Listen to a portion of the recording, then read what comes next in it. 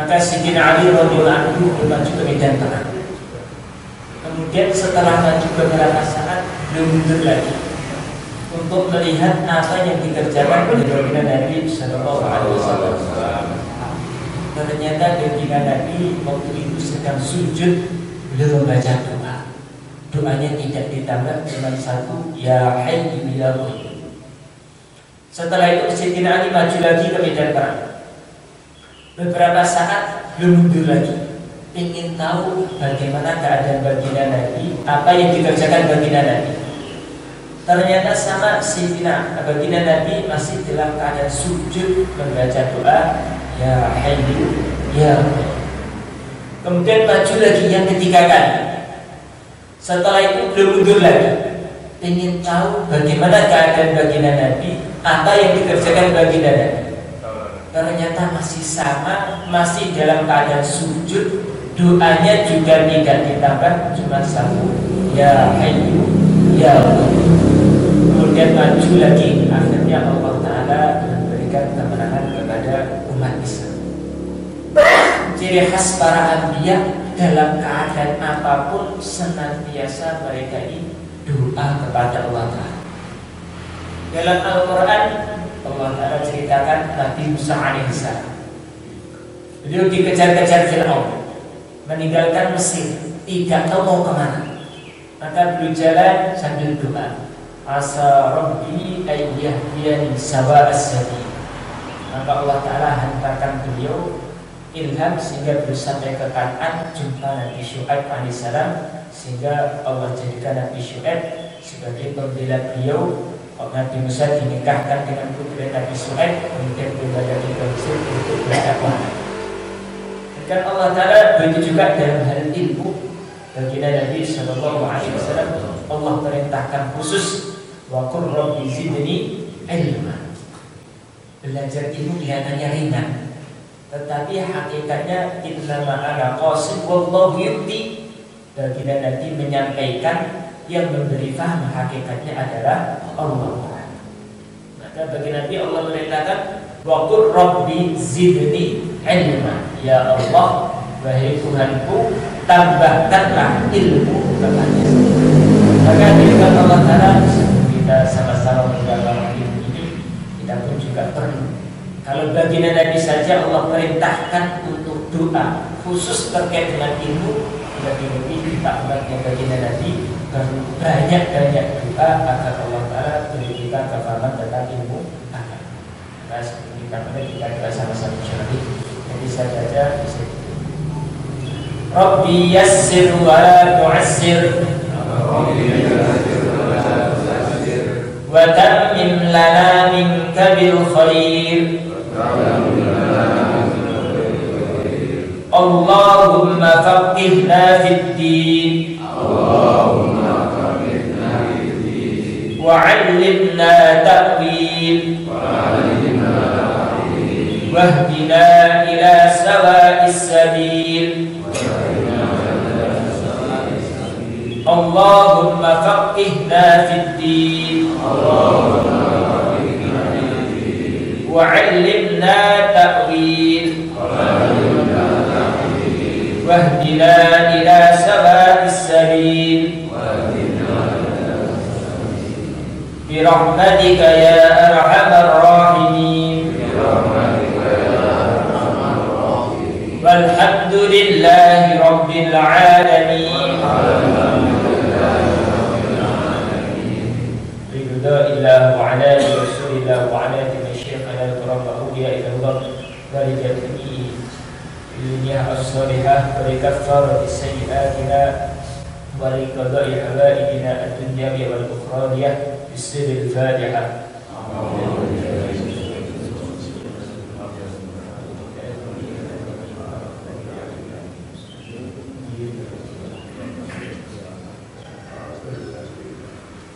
Insyaallah kita lanjutkan muzakarah kita masih dalam bab udhiyah. Dalam suatu hadis baginda Nabi sallallahu alaihi wasallam sabdakan, inna awwal ma nabda'u bihi fi yawmina hadha nusalli thumma narji fa nanhar.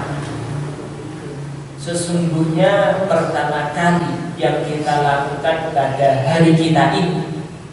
Hadis ini bercerita tentang hari raya Idul Adha. Nabi sabdakan yang pertama kali akan kita lakukan pada hari ini, pada hari Idul Adha adalah musolli, kita akan sholat dulu. Kemudian kita pulang. Fananhar, kemudian kita akan menyembelih binatang kurban. Yang akan kita lakukan hari ini, kata Nabi, sabda Nabi, pertama kali sholat. Setelah sholat nanti pulang. Setelah pulang menyembelih binatang kurban. Man fa'ala dzalika faqad ashaba sunnatana. Barang siapa mengerjakan yang demikian itu, maka dia telah sesuai dengan sunnah tadi. Wa man dzabaha qablu fa innama huwa lahmun qaddamahu li ahli laisa lahu minas sunusuki fi syai'. Barang siapa menyembelih sebelumnya, maka sesungguhnya itu hanyalah sekedar sebuah daging yang dia siapkan untuk keluarganya, tidak mendapatkan pahala kurban sedikit pun. Hadis ini merupakan salah satu dalil bagi para ulama bahwasanya menyembelih kurban itu waktunya setelah terbitnya matahari, ukuran waktu yang cukup untuk mengerjakan sholat id dan khutbahnya. Setelah itu baru boleh menyembelih binatang kurban. Jadi tidak sah, tidak mendapatkan pahala kurban kalau karena kurbannya banyak setelah subuh sudah dicicil dulu. Habis sholat subuh nyicil kurban, mungkin kurbannya sangat banyak, kambingnya sampai ratusan, kambingnya, sapinya sampai belasan, tenaganya sedikit, supaya cukup akhirnya nyembelihnya dicicil setelah sholat subuh. Setelah sholat subuh nyicil dulu, setelah itu berangkat sholat id, habis sholat id dilanjutkan. Dan kalau seperti itu yang disembelih sebelum sholat id sah sembelihannya, halal dimakan dagingnya, tapi tidak mendapatkan pahala kurban. Jadi ada waktu menyembelih binatang kurban. Kapan itu? Yang jelas sebelum Dzulhijjah, hari raya Idul Adha. Paling cepat matahari naik, sudah masuk waktu Isra. Kemudian waktu yang cukup ditambah waktu yang cukup untuk mengerjakan sholat Idul Adha dan khutbahnya, setelah itu baru menyembelih. Tidak diharuskan hadir dalam jamaah sholat Idul Adha, andaikan waktunya mepet. Mungkin yang mau menyembelih sholat Idul Adha sendiri 5 orang, 10 orang, kemudian menyembelih boleh. Tetap, tapi yang paling bagus istimai bareng-bareng sholat Idul Adha. Setelah itu baru menyembelih binatang kurban. Maka di kitab-kitab fikih dijelaskan, kalau hari raya Idul Fitri itu karena sebelumnya puasa, maka setelah subuh makan dulu. Setelah makan selesai baru persiapan sholat Idul Fitri. Tapi kalau Idul Adha dibalik, setelah masuk waktu subuh, setelah sholat subuh persiapan berangkat sholat Idul Adha. Kemudian Idul Adha kalau memang sudah waktunya tiba, sama seperti waktu Isra, matahari sudah naik sekarang 1 tombak, segera mengerjakan sholat Idul Adha, makannya ditunda dulu, kemudian menyembelih binatang kurban, kemudian nanti diusahakan, dianjurkan daging yang pertama kali masuk ke perut adalah daging kurban Idul Adha. Sunnahnya seperti itu. Kadang-kadang kalau itu daging Idul Adha perutnya kadang-kadang dulu. Tapi sebenarnya yang paling bagus seperti kalau ada nah, kalau disembelih sebelum waktunya, maka nanti tidak dianggap sebagai udhiyah. Halalnya halal, dagingnya disedekahkan, dibagi-bagi, dapat pahala sedekah. Tetapi pahala udhiyah, pahala yang khusus udhiyah, maka belum dia dapatkan. Seperti yang sering kita bahas kemarin, kalau orang itu udhiyah, maka nanti binatang tersebut akan menjadi kendaraan dia di akhirat. Sebelum darah menetes pada bumi, dosa-dosanya sudah diampuni Allah Ta'ala. Pahala ini khusus ketika udhiyah, memang niatnya untuk menyembelih binatang kurban. Dan nanti kalau tidak sah, berarti sembelihannya itu sah, halal dimakan. Ketika dibagi-bagikan tetap mendapatkan pahala sedekah. Tapi kalau pahala yang khusus udhiyah belum didapatkan. Dalam hadis yang lain dari Nabi Shallallahu Alaihi Wasallam bersabda, wa kullu ayyamin tasyriki dzabhun. Hari-hari tasyrik 11 Dzulhijjah, 12, 13 Dzulhijjah adalah hari-hari menyembelih binatang kurban. Maka para ulama fikih mengatakan menyembelih binatang kurban itu masih sah sampai 13 hari tasyrik. Dalam bahasa Arab, dalam syariat Islam, namanya hari itu mulai terbitnya matahari sampai terbenamnya matahari. Setelah terbenamnya matahari itu memasuki waktu malam. Kalau dalam Masehi pergantian hari mulai jam 12 malam. Kalau Hijriah pergantian hari mulai terbenamnya matahari.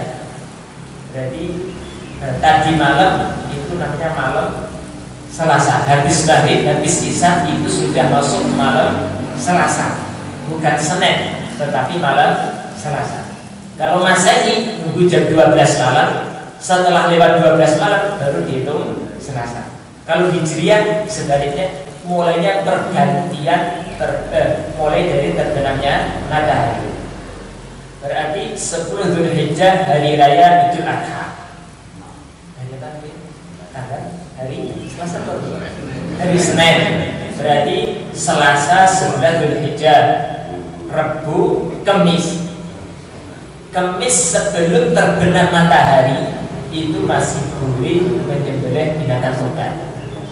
Yang penting disembelih dulu, walaupun belum dikuliti. Mungkin mau kurban harga masih mahal, ditunda dulu. Nunggu harga turun. 11, 12 harga masih naik, 13. Oh, harga sudah mulai turun.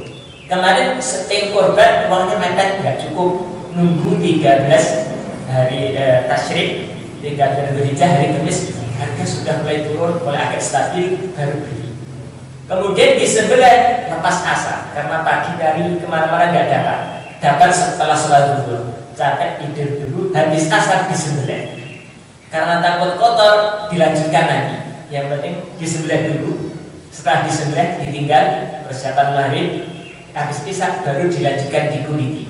Masih mendapatkan pahala udhiyah kurban, masih dapat. Tapi kalau maghrib belum disembelih, sudah Allah beradzan maghrib belum sempat disembelih, habis isya baru disembelih, berarti sudah masuk 14 Dzulhijjah. Berarti waktunya habis, tidak mendapatkan pahala udhiyah. Pahala sedekah dapat, tapi kalau pahala udhiyah belum dapat. Karena batas akhirnya adalah 13 Dzulhijjah sebelum terbenamnya matahari. Kemudian kita lanjutkan tadi membahas tentang waktu. Jadi dimulai dari 10 Dzulhijjah setelah terbitnya matahari, naik setelah 1 tombak atau masfuku Isra, ditambah waktu yang cukup untuk mengerjakan sholat duha dan Idul Adha. Paling akhir 13 hari tasyrik, berarti nanti hari Kamis sebelum terbenamnya matahari. Sekarang kita membahas hal-hal yang disunahkan pada waktu menyembelih binatang kurban. Kurban itu sendiri hukumnya sunnah. Kalau kurban dapat pahala. Menyembelihnya ada kesunahan-kesunahan. Ketika kita menyembelih dengan cara yang sunnah, berarti dapat pahala lagi. Pahala kurban dapat, pahala menghidupkan sunnah ketika menyembelih juga dapat. Seperti dalam bab siwak. Siwak itu sunnah. Ada cara kesunahan tersendiri. Kemudian juga ada bahan yang dianjurkan. Kalau kesunahannya dari kanan dulu baru kiri. Siwaknya sunnah. Caranya yang sunnah dari kanan dulu baru kiri. Kayunya yang paling bagus kayu arang. Jadi pahalanya dua. Berkumur itu sunnah. Cara berkumur ada kesunahan tersendiri. Kumurnya sunnah, mengikuti cara yang benar dapat pahala. Menyembelih binatang kurban itu sunnah, pahalanya besar. Dalam menyembelih ada cara-cara yang dianjurkan lagi. Kalau kita ikuti dapat pahala lagi. Maka kalau orang itu punya ilmu yang sederhana bisa mendapatkan pahala berlipat ganda. Kesunahannya yang pertama menajamkan pisau yang akan digunakan untuk menyembelih. Membunuh cicak itu dianjurkan. Cicak togat itu sebenarnya termasuk dianjurkan untuk dibunuh. Cara membunuh yang paling bagus sekali pukul mati. Tidak ada unsur penyiksa. Membunuh cicak itu bagus, dianjurkan. Dan ini kalau hari Jumat atau malam Jumat ada anjuran khusus. Tetap dibunuh dapat fadilah. Ketika membunuh sekali pukul langsung mati lebih bagus karena tidak ada unsur penyiksa. Begitu juga dalam menyembelih itu sunnah yang paling bagus dengan cara yang paling cepat mati supaya kambingnya itu tidak merasakan sakit yang lama. Maka dianjurkan untuk menajamkan pisaunya dulu sebelum digunakan menyembelih. Dilihat sudah tajam apa? Supaya apa? Supaya binatangnya itu tidak terlalu sakit yang lama. Disembelih itu sakit, kemudian kok kurang tajam, agak tumpul, akhirnya merasakan sakitnya tambah lama. Allah Ta'ala menyukai hal-hal yang baik. Kalau kita berakhlak baik dengan binatang, nanti juga dapat pahala tersendiri. Kalau hanya sekedar menajamkan pisau supaya cepat, itu bagus. Tapi pisaunya ditajamkan, kenapa? Ikram kepada binatang yang disembelih supaya nanti cepat mati tidak merasakan sakit yang lama, pahalanya lebih. Sama-sama tajam pisaunya, satu niatnya ya supaya mudah, bagus. Yang satu niatnya ikram kepada binatang yang disembelih supaya tidak merasakan sakit yang lama, dapat pahala berakhlak baik kepada binatang. Pernah di zaman Nabi, termasuk mukjizat baginda Nabi, suatu ketika ada seekor unta lari, kemudian mendatangi Nabi, seperti ngomong dengan Nabi. Nampak tadi kesusahan. Maka setelah selesai seperti ngobrol dengan unta tadi, Nabi tanya, siapa pemilik unta ini? Unta ini mengeluh. Dia didolimi oleh tuannya, disuruh kerja berat tapi makannya tidak ditambah. Maka dalam riwayat yang lain di zaman Bani Israil ada seorang wanita ada seorang wanita masuk neraka gara-gara tidak berakhlak baik terhadap kucing. Punya kucing dikurung tapi nggak dikasih makan, akhirnya mati. Padahal akhlaknya amalannya baik. Maka berakhlak baik kepada binatang ini juga dianjurkan. Termasuk bentuk akhlak baik kepada binatang, usahakan pisaunya betul-betul tajam sehingga nanti prosesnya itu cepat kematian. Kemudian termasuk bentuk akhlak baik kepada binatang sebelum disembelih tempat penyembelihan itu usahakan jangan kelihatan oleh yang lain. Ini kambing, rombongan kambing ada 10 kambing mau disembelih. Satu di bawah, nyembelihnya di depan 9 yang akan disembelih. Itu yang 9 itu lihat temannya disembelih, sudah ketakutan, hatinya sudah berodok sebelum disembelih. Ini termasuk akhlak yang kurang baik kepada binatang. Usahakan jangan sampai binatangnya itu melihat kawannya saat disembelih. Ikram kepada yang akan disembelih.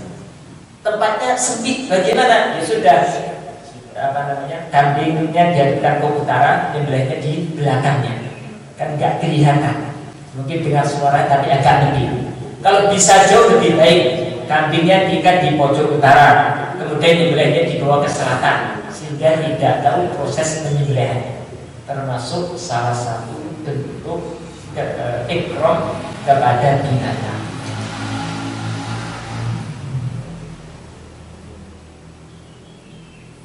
Kemudian termasuk kesunahan ketika menyembelih, biasanya terutama sapi itu kan ketika sistem orang-orang kampung biasanya kakinya dirobohkan, kakinya diikat supaya tidak meronta-ronta. Di kitab fikih para ulama menjelaskan anjurannya kalau memungkinkan yang diikat jangan keseluruhannya. Ada satu yang dilepas yang tidak diikat supaya ketika sekarang itu mau gerak itu ada leluasa. Ini sudah disembelih sakit mau meronta-ronta nggak bisa gara-gara kakinya diikat.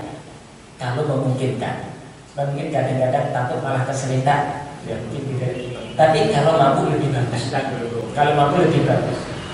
Mungkin setidaknya nanti diikat semuanya. Setelah selesai sembelih mungkin yang satu dilepas biar agak leluasa. Jadi ketika nazar itu sakit, supaya tidak terlalu sakit, setidaknya ketika meronta-ronta itu leluasa. Ini sudah sakit meronta-ronta, ternyata kakinya diikat semuanya nggak bisa gerak sama sekali, lebih tertekan lagi. Lebih bagus seperti itu. Kemudian termasuk kesunahan dalam menyembelih, yang menyembelih sendiri menghadap kiblat. Binatang yang disembelih juga dihadapkan ke arah kiblat. Ka'bah Al-Mukarramah, tempat yang barokah. Kita sholat wajib menghadap ke arah kiblat. Kalau tidak menghadap kiblat, hukumnya tidak sah. Dalam baca Quran zikir juga dianjurkan menghadap ke arah kiblat. Dalam hal-hal yang baik ibadah khususnya dianjurkan menghadap kiblat. Maka termasuk menyembelih kurban itu suatu ibadah. Maka juga dianjurkan menyembelihnya menghadap ke arah kiblat. Berarti mungkin posisi yang menyembelih menghadap kiblat. Kepala sapi ditaruh sebelah selatan, dihadapkan ke arah kiblat, miring Syekhul Aisyah, miring ke sebelah kiri, kepala di selatan kalau di kita. Nanti kemudian dirobohkan kakinya menghadap ke arah kiblat, wajahnya akhirnya menghadap ke arah kiblat, kemudian baru di sini. Atau mungkin kepalanya di utara, mana yang lebih leluasa. Yang inti adalah menghadap ke arah kiblat. Dalam bab jenazah itu wajib dihadapkan menghadap ke arah kiblat. Kalau andekan mungkin takut atau buru-buru, jenazah terbalik, kepalanya di selatan, kakinya di utara. Seharusnya kakinya di utara, kaki kepala di utara, kaki di selatan, hadap kiblat. Andekan buru-buru, atau ini bukan orang tempatan sehingga agak bingung mana arah barat, kebingungan. Ternyata terbalik, kepala di selatan, kaki di utara, tapi masih menghadap kiblat, tidak wajib digali ulang untuk dibalikan. Tapi kalau sampai terbalik, kepalanya di utara, kaki di selatan, tapi malah membelakangi kiblat, menghadap ke timur, wajib digali. Kalau belum membusuk, baru masuk ngobrol, baru sampai rumah ngobrol, tadi kok kelihatannya keliru. Wah, bagaimana? Wajib dan wajib digali, diarahkan ke hadap kiblat. Saking pentingnya menghadap kiblat. Itu juga kalau dalam menyembelih sunnah dianjurkan menghadap kiblat. Sama-sama menyembelihnya, satu yang hadap yang penting disembelih halal, sah, dapat pahala kurban. Yang satu dilihat diposisikan betul menghadap ke arah kiblat, dapat nilai plus pahala lebih. Menghadap ke arah kiblat dapat pahala lebih karena mengikuti sunnah menghadap ke arah kiblat. Kemudian selanjutnya lagi termasuk yang disunahkan ketika udhiyah adalah membaca bismillah, sholawat dan takbir. Bisa takbir dulu baru bismillah, atau bismillah dulu baru takbir.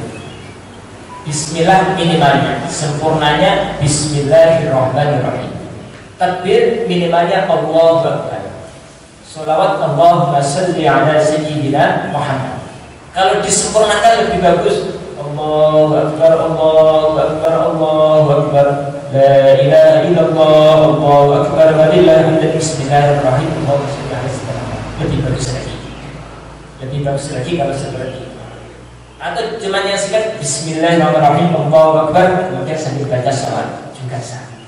Semuanya hukumnya sunnah dianjurkan. Sebagian ulama ngasih anjuran kalau mampu usahakan pas mengalirkan pisau samanya itu pas dalam keadaan nafas keluar sebelum ambil nafas kemudian langsung dialirkan pisaunya. Itu lebih baik daripada waktu binatang ambil nafas masih di dalam kemudian disembelih.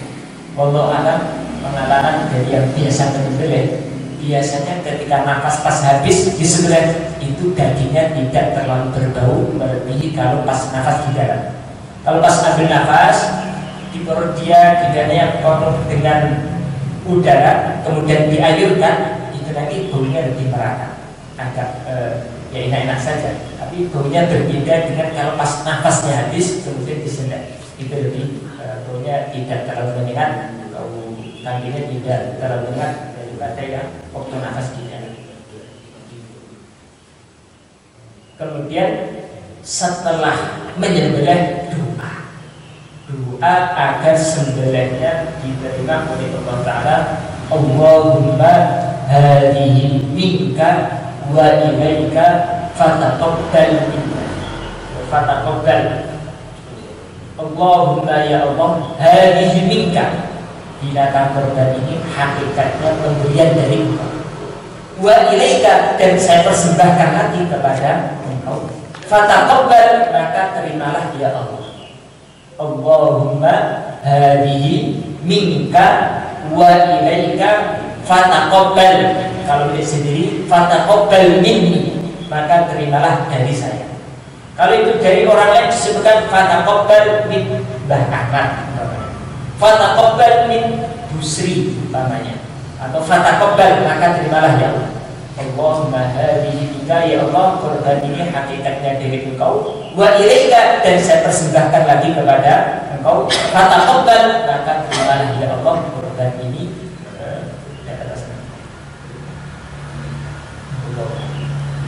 Ini sebelum dilanjutkan ada beberapa pertanyaan.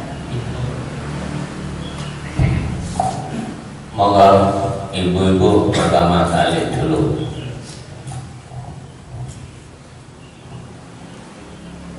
Wonten. Nah, kepada Pak Hartono. Assalamualaikum warahmatullahi wabarakatuh. Waalaikumsalam. Sebagian teman itu memberikan resep doanya wataqabbal minni baik sebelum menyembelih. Baiknya Doanya itu sebelum menyembelih. Bagaimana? Bolehnya boleh saja, tapi ya kalau setelah menyembelih lebih bagus.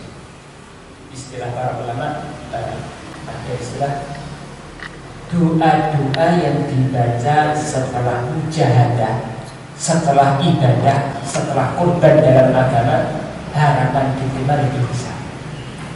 Ketika kita sholat, takarrub kepada Allah. Setelah sholat kemudian kita doa yang dibaca setelah sholat termasuk doa-doa yang ada harapan kuat diterima Allah Ta'ala. Kita baca Quran setelah khatam kemudian doa seperti ini ada harapan kuat diterima oleh Allah Ta'ala, melebihi ada masalah langsung doa. Itu lebih kuat kalau kita buat amalan dulu, bikin istighosah, setelah itu doa. Al-mukasyafah ba'dal mujahadah, terbukanya pintu hati nusratullah itu setelah ada mujahadah. Maka para ulama menjelaskan Isra Mi'raj itu sepulang dari dakwah Nabi dari Taif. Nabi dakwah mujahadah dari Taif, diusir pulang dapat hadiah Isra dan Mi'raj. Maka para ulama, kalau kita doa sebelumnya ada amalan-amalan dulu, harapan diterima itu sangat kuat melebihi kalau sebelumnya tidak ada amalan. Maka doa tadi kalau dibaca sebelum menyembelih bagaimana? Boleh-boleh saja, sah-sah saja. Tapi kalau dibaca setelah kita pengorbanan, harapan diterima lebih. Doa itu niat korban apa? Doa supaya diterima, bukan doa niat korban. Mungkin kalau itu niat korbannya, niat korban, ya Allah ini korbannya si fulan, itu pas menyembelih bagus. Ini doa setelah seperti tadi, Allah maharika wa ilaika fataqabbal, itu bukan niatnya, tapi doa agar korban yang barusan disembelih diterima oleh Allah.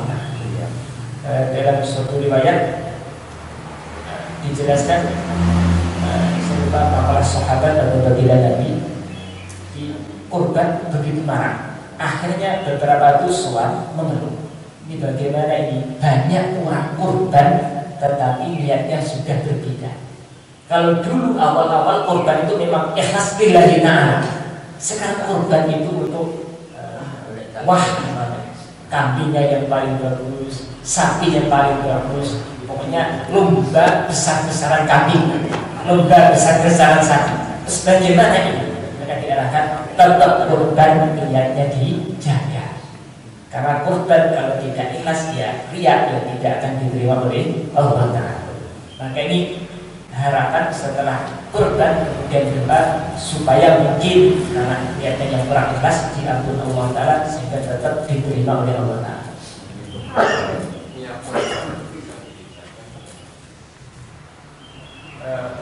Niatnya korban bisa cukup, ya Allah ini korban saya sudah cukup, atau hadi udhiyah sudah cukup, atau ya Allah kalau mungkin kita sebagai wakil panitia, ya Allah ini korbannya si fulan sudah cukup. Hadi udhiyah, bismillah Allahumma hadi udhiyah an fulan, ya Allah ini korban atas nama si fulan. Atau mungkin dari pemilik ketika menyerahkan panitia ini korban atas nama ibu saya. Kalau pas itu lebih bagus. Gantian. Mungkin yang lain mau tanya. Nanti kalau kurang bisa dilayang Pak Arno. Monggo. Ada yang tanya? Pak Samuri. Ini suka korban perasaan.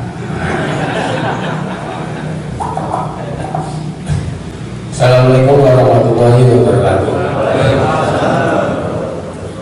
Untuk petugas pemotong, tadi kan sudah dijelaskan sebelum motong harus sholat Idul Adha, ikut sholat Idul Adha atau sholat sendiri. Tapi di masyarakat banyak seandainya tukang memotong itu dia nggak sholat, nggak ikut sholat dan tidak ikut sendiri, sholat sendiri, itu bagaimana? Anjurannya kalau riwayat hadis tadi Nabi sampaikan yang pertama kali kita kerjakan adalah sholat dulu, setelah itu pulang baru menyembelih. Para ulama fikih memahami tertib seperti ini hukumnya adalah sunnah, dengan arti sholat Idul Adha itu sunnah, maka disunahkan Idul Adha, setelah itu baru menyembelih.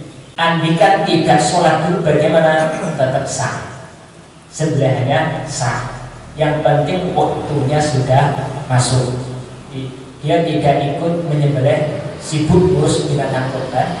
Kemudian tengah-tengah khutbah belum selesai, dia menyembelih dulu, sah.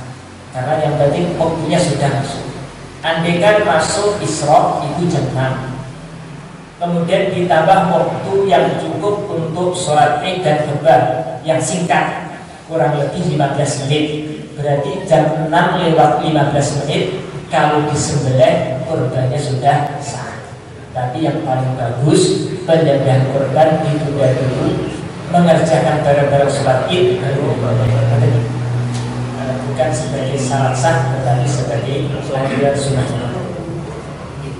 Yang lain? Oke, Pak Yahya. Assalamualaikum warahmatullahi wabarakatuh. Ini tadi membunuh cicak dan toka itu sunnah. Berhubung di rumah itu banyak semut, saking jengkelnya banyak semut, kita itu membunuh. Itu bagaimana hukumnya? Satu. Yang kedua, di kampung itu menjual kambing itu biasanya kepalanya ini untuk umpamanya yang menyembelih dan orang-orang tertentu. Itu bagaimana hukumnya? Siapa?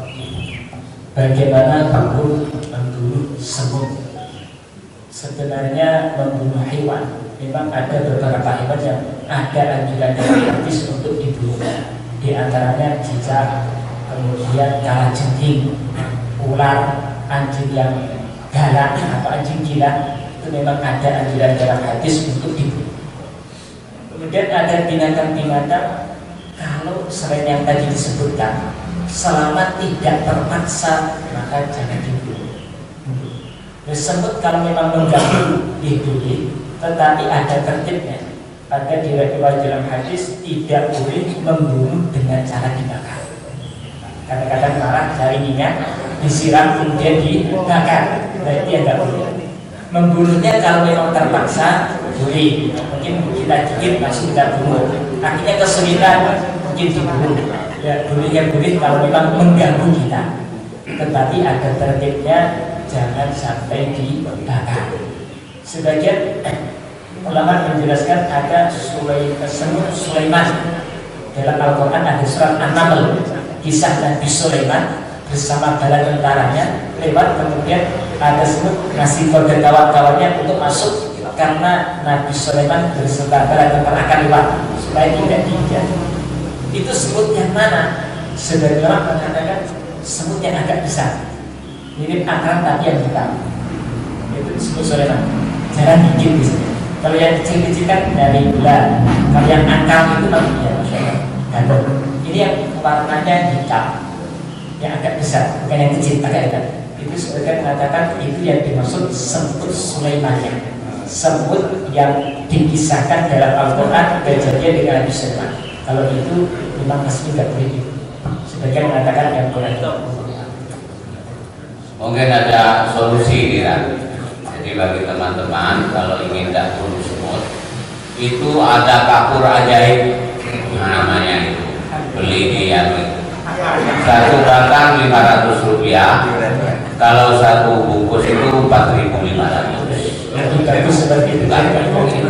Menghalau itu nanti. Oke, moga Pak Ji.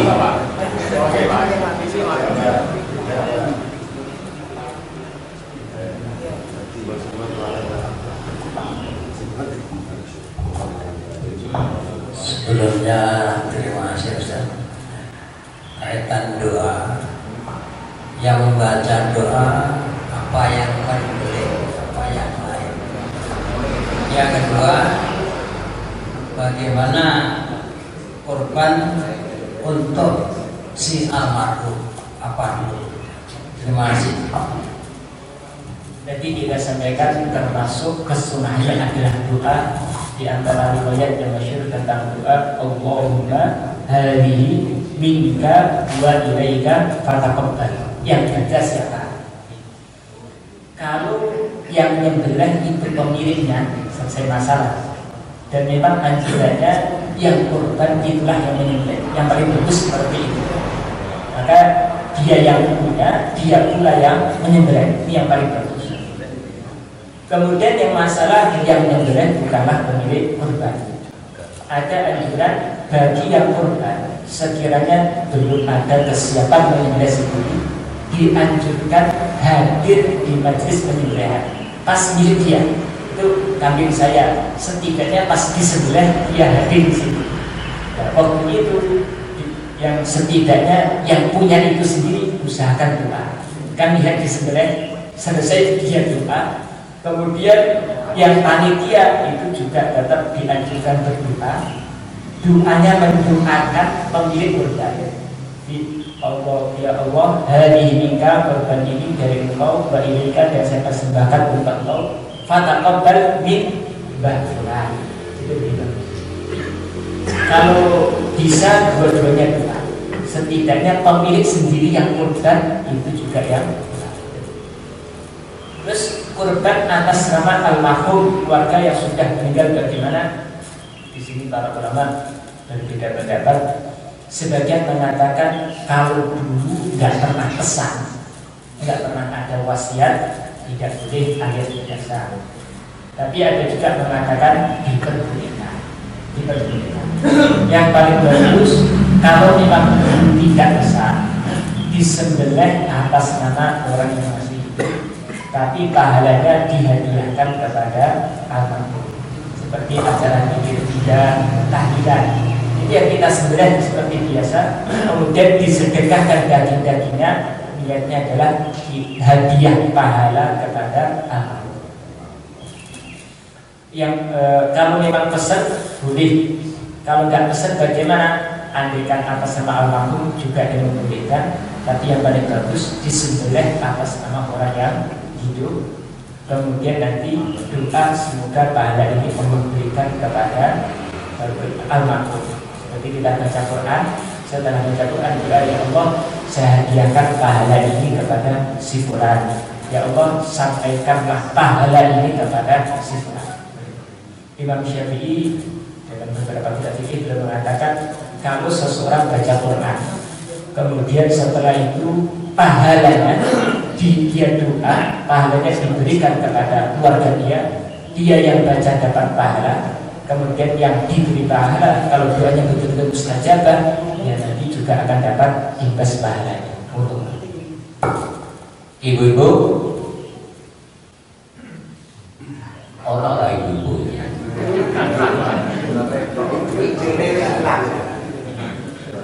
Oke, Pak Hamzah. Mau tanya, Tat, Ustaz mau tanya, Tat. Assalamualaikum warahmatullahi wabarakatuh. Biasanya di desa-desa itu yang menyembelih hewan kurban adalah takmudin. Nah, sebelum menyembelih kan ada badannya harus doa. Salah satunya harus baca basmalah, kemudian takbir itu tadi ya Kak.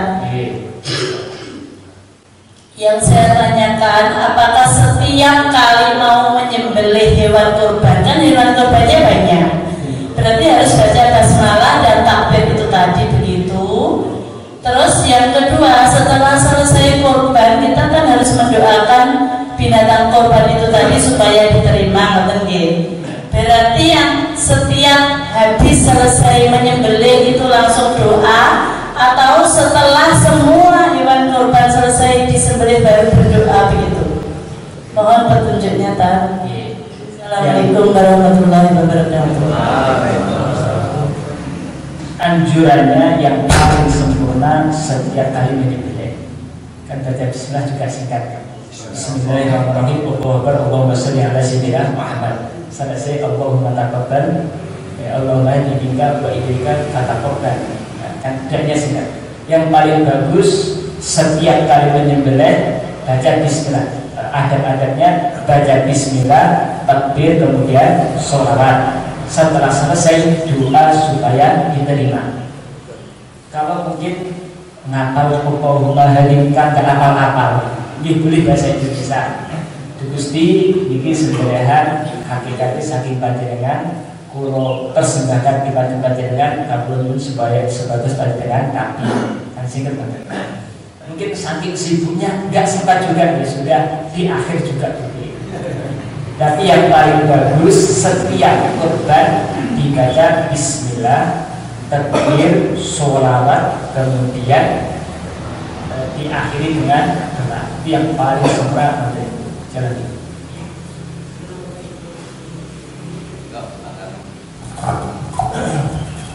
Ada dua pertanyaan, Pak Ustaz. Yang pertama, waktu untuk sholat Idul Adha itu mulai dari Isra sampai jam berapa?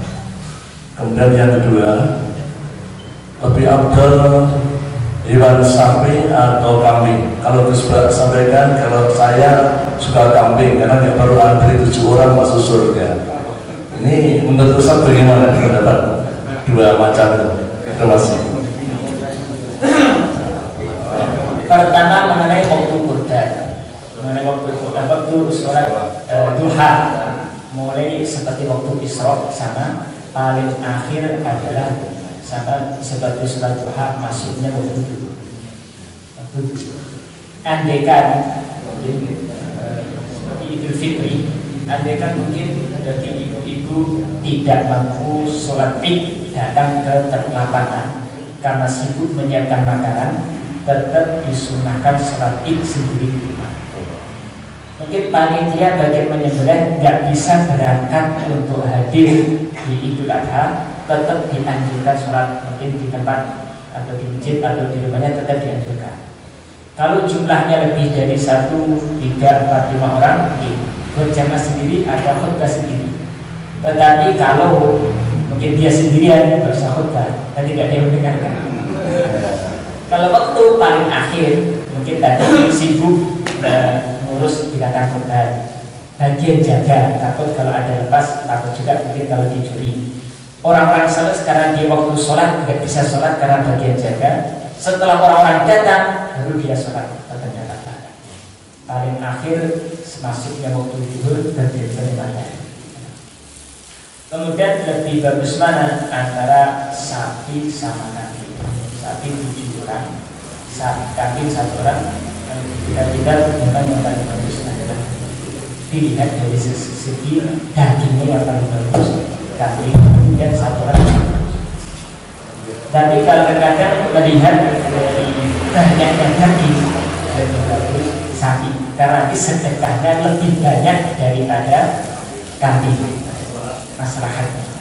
Kalau dilihat dari beratnya daging yang paling bagus kambing, kemudian kemudiannya 1 kali 1 orang. Tapi kalau dilihat dari sisi yang lain kemaslahatan, kita lihat tadi maslahat mana lebih bagus sapi karena dagingnya lebih pahala sedekahnya nanti lebih. Maka ibu-ibu yang boten tak kene Pak Pur iki. Nah, Pak Pur Baron.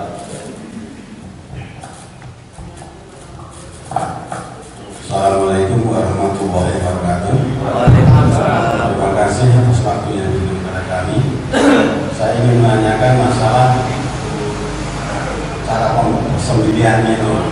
Seandainya harusnya kan harus pisau itu terus menempel di bulunya sapi. Seandainya itu saat tempel terus diangkat, itu bagaimana? Dalam penyembelihan baik dalam Idul Adha atau penyembelihan hari-hari, syarat sah menyembelih itu biasanya sekali menyembelih. Maksud sekali di sini sekali kerja, dengan arti bukan sekali ayunan, tapi sekali kerja. Kalau terangkat bagaimana? Dilihat terangkatnya waktunya sebentar atau lama.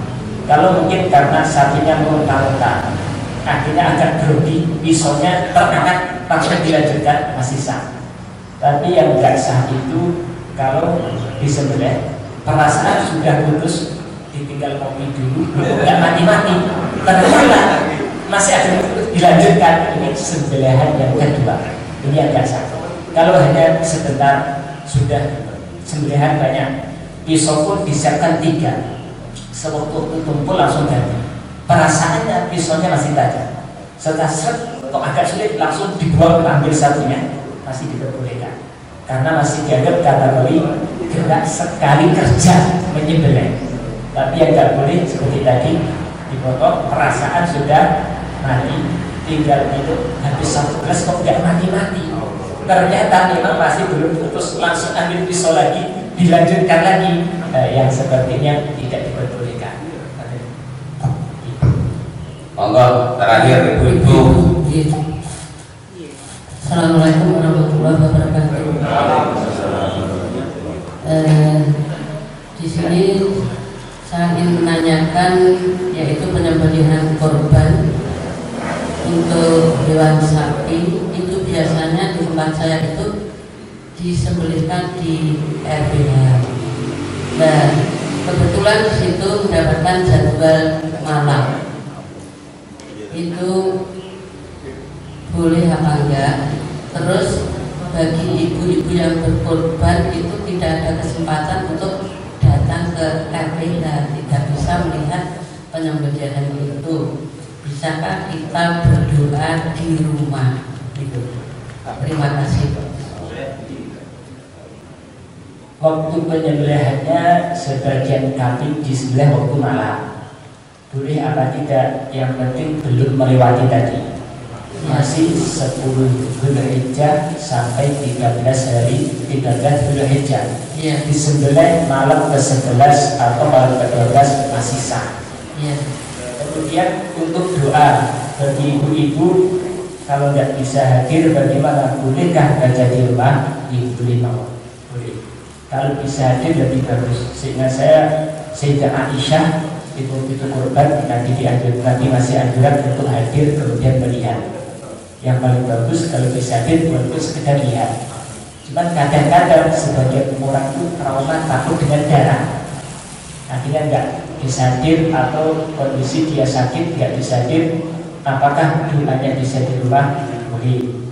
Nanti setidaknya panitia yang bagian nyembelih itu mendoakan, ya Allah, hadhihi minka wa ilaika wa taqabbal min budi fulana. Itu lebih bagus sekali. Terima kasih. Oke, insyaallah sambut. Sedang lagi kita sholat Isra dan sopo. Neng, tando. Tanggap balik, penting nih. Biar semuanya tahu. Bilang sama saya, biasanya kurban itu kambingnya dikumpulkan jadi satu. Tapi sudah tidak tahu itu kambing siapa itu bagaimana itu. Itu saja. Lihat terus yang tadinya yang jelas bagaimana untuk kesahan lihatnya tidak harus waktu menyembelih, lihatnya tidak harus waktu penyembelihan, waktu penyerahan kepada panitia itu juga boleh waktunya. Yang paling bagus waktu menyembelih dibaca ini 9 atas nama simbolan paling bagus. Andaikan dari rumah bahwa Pak ini punya saya, panitia langsung diikat, datang 20 orang. Tadi ini punya siapa? Lupa. Pun sah, sudah sah. Jadi tidak harus waktu menyembelih, waktu penyerahan kepada panitia sudah.